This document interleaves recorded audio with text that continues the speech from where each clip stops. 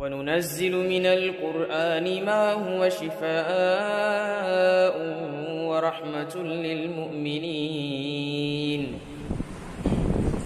السلام علیکم ورحمۃ اللہ وبرکاتہ.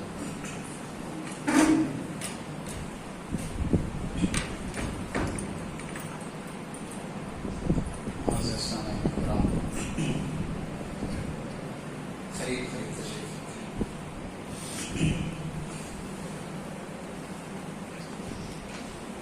الحمد لله نحمده ونستعينه ونستغفره ونؤمن به ونتوكل عليه ونعوذ بالله من شرور أنفسنا ومن سيئات أعمالنا.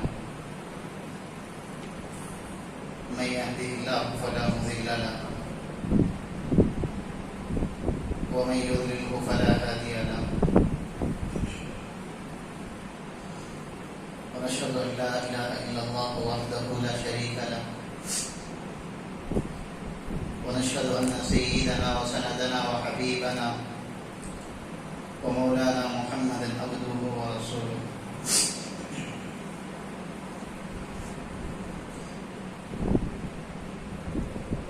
إنا أنزلناه في ليلة القدر. صدق الله العظيم.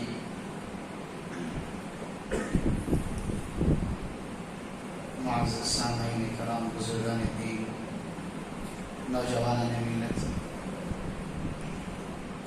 پورے ذوق کے ساتھ، شوق کے ساتھ، پیار کے ساتھ، ادب کے ساتھ، اخلاص کے ساتھ، دل کی گہرائی سے ایک مرتبہ درود شریف پڑھیں.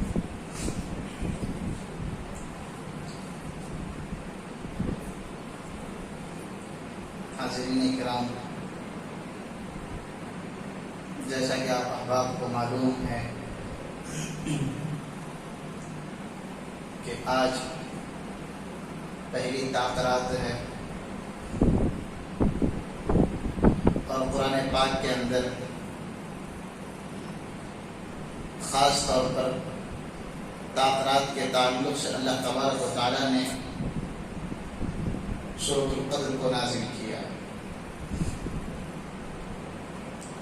آج تفسیر سے ہٹ کر کچھ باتیں کروں گا 2-4 منٹ میں، پھر اس کے بعد انشاءاللہ العزیز اس مبارک موقع پر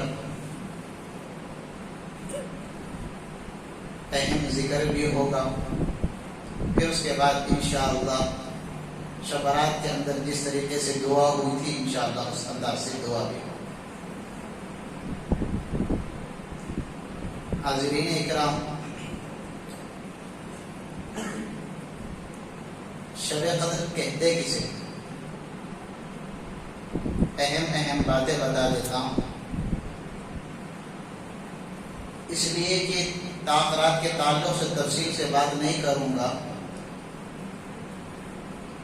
26 رمضان کو انشاءاللہ ہمارے مکتب فیض القرآن و مسجد ابراہیم سعد کا سالانہ جلسہ ہے، جس میں اس عاجز کو بتایا گیا کہ شب قدر کے تعلق سے اس میں آپ بات کریں. لہٰذا میں اس عنوان کو چھیڑے بغیر مختصر باتیں بتا کر ذکر کی طرف چلتا ہوں. شب کہتے ہیں رات کو، قدر کہتے ہیں قدر. شب قدر کب ہے، یہ کیسے معلوم ہوگا؟ 4 ائمہ میں سے ایک امام فرماتے ہیں کہ شب قدر سورۃ القدر کے اندر قدر کا لفظ جو ہے 3 مرتبہ آیا. کتنی مرتبہ آیا ہے؟ 3 مرتبہ آیا. اور ایک لیلۃ القدر کے جملے میں حروف کی اگر علیحدہ کیا جائے تو کل حروف 9 بنتے ہیں. کتنے حروف بنتے ہیں؟ 9 حروف بنتے ہیں. 9 کو 3 سے ملٹی پلائی کیجئے، ضرب دیجئے تو کتنے بنتے ہیں؟ کتنے؟ 12 بنتے ہیں. کتنے بنتے ہیں؟ 27 بنتے ہیں۔ تو 4 ائمہ میں سے ایک امام فرماتے ہیں کہ شب قدر کس رات میں آئے گی؟ انہوں نے قرآن کے ضابطے میں تلاش کرتے ہوئے کہا کہ شب قدر سورۃ القدر کے اندر 3 مرتبہ لیلۃ القدر کے الفاظ استعمال ہوئے، اور ایک لیلۃ القدر کے اندر 9 الفاظ ہیں۔ 9 کو 3 سے اگر ملٹیپلائی کیا جائے، ضرب دیا جائے تو 27 ہوتا ہے۔ اس لیے علماء فقہا فرماتے ہیں ہو سکتا ہے کہ شب قدر 27 کو۔ ہر ایک کی الگ الگ علمی مظاہرہ ہے، اپنے اپنے علم کے تعلق سے ہر عالم دین بات کرتے ہیں۔ روز محشر میں اللہ تبارک و تعالی جب ہم لوگوں کو جنت میں جانے کے لیے کہیں گے، جب ہم جنت کے اندر داخل ہوتے رہیں گے، تو اس وقت اور نبیوں کی امتوں میں سے ایک کوئی امتی ہمارے ساتھ جنت میں جاتے ہوئے پوچھتا ہے کہ آپ کس نبی کی امت سے آئے؟ آپس میں دونوں بات کرتے ہوئے گزریں گے کہ تم کس نبی کی امتی ہو، تم کس نبی کے امتی ہو۔ ایک کہے گا کہ میں فلاں نبی کا امتی ہوں، اور ایک کہے گا میں محمد صلی اللہ علیہ وسلم کا امتی ہوں۔ جو دوسرے نبیوں کی امتوں میں سے جو امتی جا رہا ہوگا، جو کہتا ہے کہ میں فلاں نبی کا امتی ہوں، تو وہ کہتا ہے کہ محمد صلی اللہ علیہ وسلم کی امت پر اللہ تبارک و تعالی رمضان کے موقع پر طاق راتوں کا انتظام اللہ تبارک و تعالی نے کیا۔ کیا تم نے ان 5 طاق راتوں کو اپنایا ہے؟ ان راتوں میں اللہ کے پاس گڑ گڑا کر دعا کی ہے؟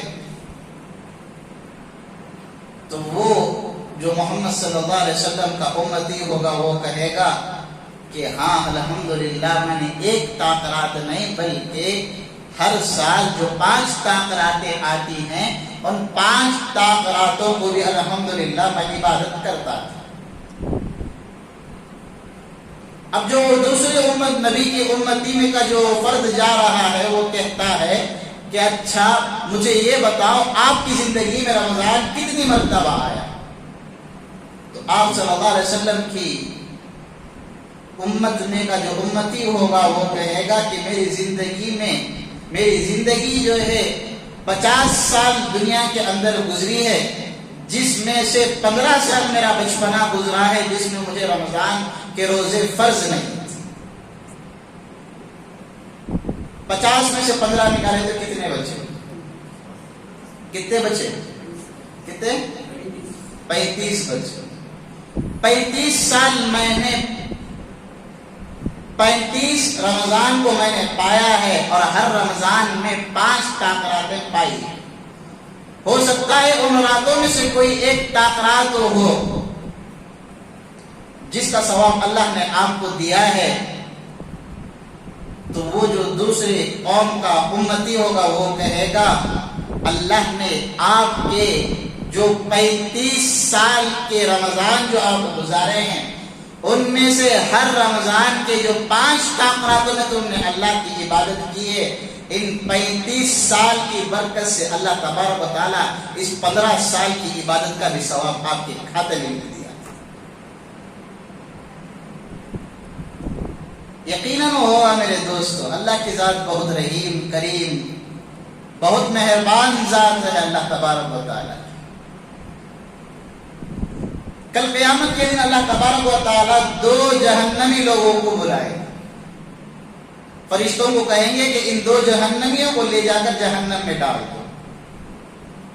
فرشتے پکڑیں گے دونوں کو، لے جا کر جہنم میں ڈالیں گے تو دونوں چیخنا شروع کر دیں گے، چلانا شروع کر دیں گے۔ جتنے حصے جہنم کے ہوں گے وہ تمام حصوں میں جو لوگ ہوں گے، جو جہنمی ہوں گے، ہر ایک پریشان ہوگا کہ یہ دونوں کیوں اتنا چلا رہے ہیں، کیوں اتنا شور مچا رہے ہیں۔ اب اللہ تک یہ بات جائے گی، اللہ تعالیٰ فرشتوں کو حکم دیں گے کہ ان 2 جہنمیوں کو پکڑ کر لاؤ۔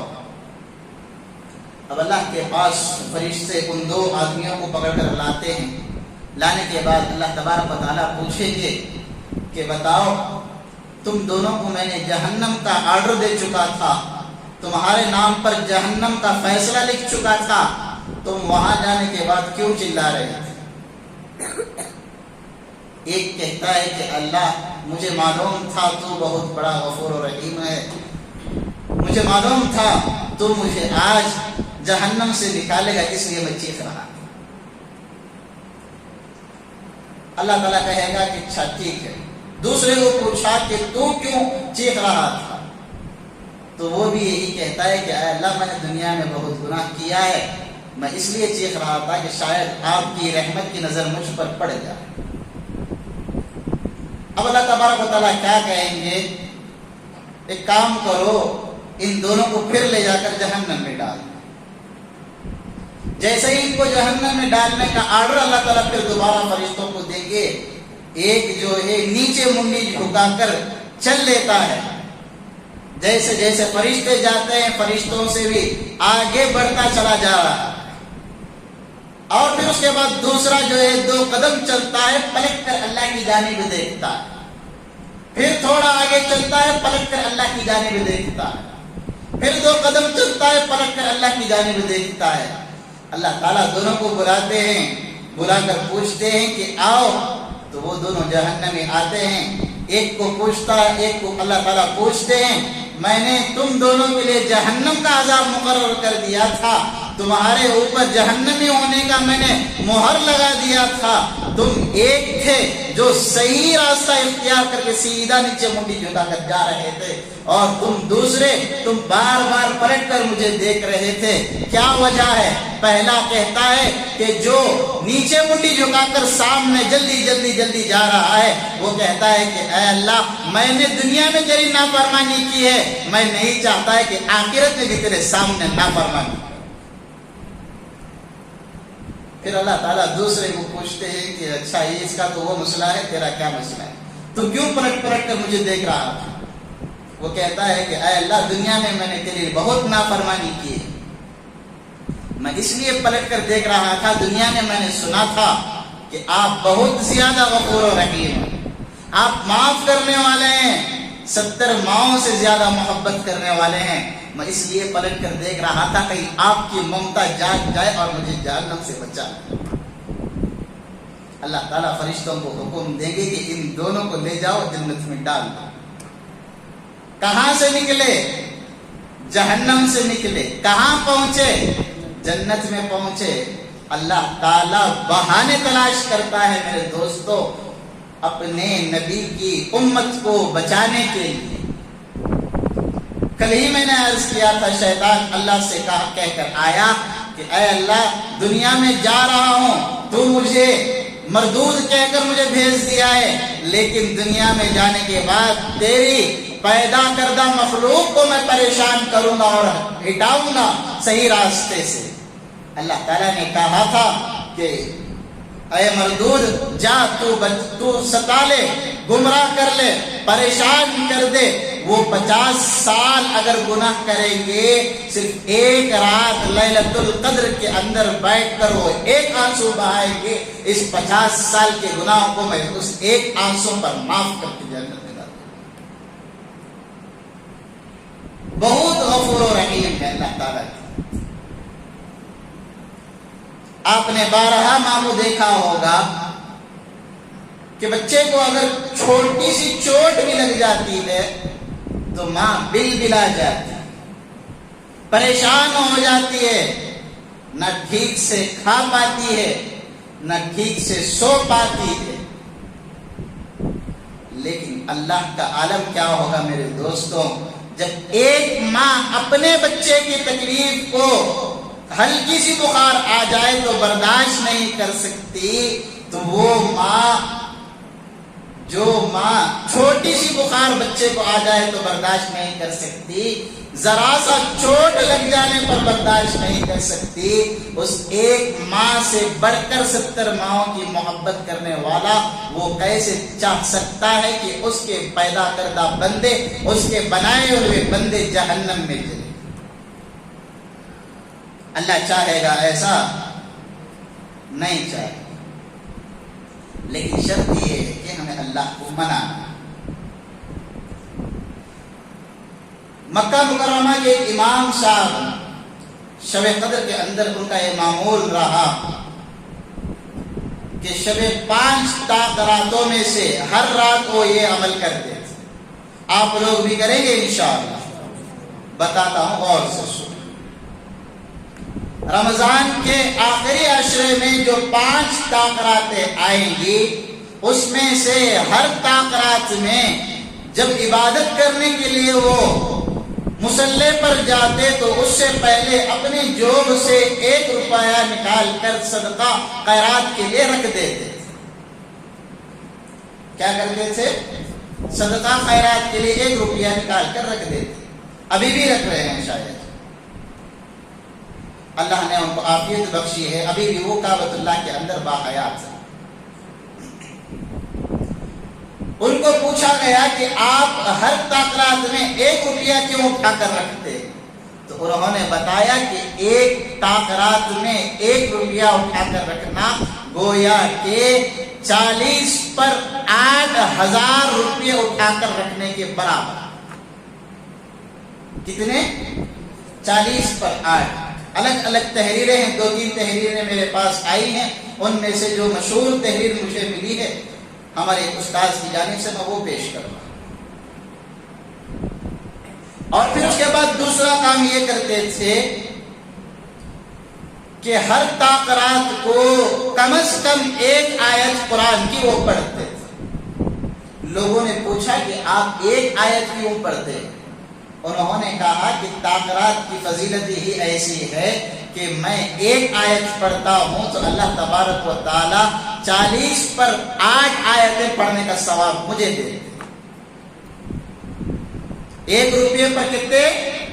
40 پر 8 روپیے، اور 1 آیت پر 40 پر 8 آیتیں، اور وہ ایک ذکر کرتے تھے، کوئی یا تو سبحان اللہ یا تو الحمدللہ 1 مرتبہ کہتے تھے۔ لوگوں نے پوچھا آپ کا یہ معمول کس لیے ہے؟ انہوں نے بتایا کہ میں نے 1 مرتبہ ذکر کرتا ہوں، 1 لفظ کہتا ہوں، اللہ کو اتنا پسند آتا ہے کہ اللہ تبارک و تعالی اس 1 ذکر کو 40 پر 8 مرتبہ ذکر کرنے کا ثواب میرے کھاتے میں دیتے۔ کتنے بڑے ثواب کی بات ہے، کریں گے سب بھی انشاءاللہ۔ طاق رات کے اندر جاگنے کے بہت سارے فضائل ہیں۔ جو آدمی مستقل 5 راتیں جاگ لیتا ہے، اللہ کی عبادت کر لیتا ہے، ان 5 راتوں میں سے کوئی 1 طاق رات ہوگی، شب قدر لیلۃ القدر ہوگی، تو اللہ تبارک و تعالیٰ ان 5 راتوں کی برکت سے اس کو لیلۃ القدر عطا کر دے۔ اچھا، اس رات میں کیا عمل کرنا ہے، کیا کیا اعمال کرنا ہے؟ اس رات میں قضا نمازیں پڑھیں۔ آپ کی زندگی میں جتنی نمازیں چھوٹی ہیں، 15 سال کے بعد سے 7 سال کے بعد سے آپ نماز ادا کریں، قضا نماز۔ بعض لوگ سوال کرتے ہیں کہ حضرت 15 سال کی عمر کے بعد مجھ پر سب چیزیں فرض ہو گئی، میں بالغ ہو گیا، اس کے بعد 2 سال نماز پڑھا، پھر اس کے بعد 4 سال نماز چھوڑا، پھر 4 سال نماز پڑھا، 2 سال چھوڑا، اب مجھے یاد نہیں ہے کتنی نمازیں میرے ذمے میں ثابت ہو چکی۔ علماء فرماتے ہیں ایسی صورت میں جب کہ آپ کو آپ کی کتنی نمازیں قضا ہوئی ہیں یاد نہ رہنے کی صورت میں آپ ایسا کر لیں، فجر کی جتنی نمازیں آپ کی چھوٹی ہیں، مثال کے طور پر فجر کی نمازیں آپ کی مستقل قضا ہوئی، تو آپ نیت باندھ کر کھڑے ہو جائیں کہ میری سب سے پہلے جو فجر کی نماز چھوٹی ہے اس کی قضا ادا کر رہا، پھر اس کے بعد کی جب تک کہ آپ کے دل کو اطمینان نہ ہو جائے اس وقت تک آپ وہ نمازیں ادا کریں، چاہے آپ کی کوئی بھی نماز ہو، قضا کرنے کا یہ انداز ہے۔ اب بعض لوگ قضا نماز الگ انداز سے بھی پڑھتے ہیں، 4 رکعت قضاء عمری کے طور پر پڑھ لیے، سمجھو پوری نمازیں ان کی معاف ہو گئی سمجھتے. یہ بالکل غلط مسئلہ ہے. علماء نے یہ انداز بتایا. اگر یاد ہے تو آپ وہ جو ہے تاریخ کے ساتھ، دن کے ساتھ، سال کے ساتھ، وقت کے ساتھ آپ متعین کر کے وہ نمازیں قضا کر سکتے. یہ ہو گیا. اب اس کے بعد جو ہے آپ نماز پڑھتے پڑھتے اگر تھک جائیں، آپ کو بدن میں سستی پیدا ہو جائے، تو ایسے وقت میں آپ تھوڑی دیر ذکر کریں. ذکر کے بہت سارے فضائل ہیں. اللہ تعالیٰ نے قرآن میں فرمایا میں نے تمہارے دلوں کو بنایا ہے، اس دل کے اندر سکون چاہتے ہو، اطمینان چاہتے ہو تو میرا ذکر کرو، میں تمہیں سکون دوں.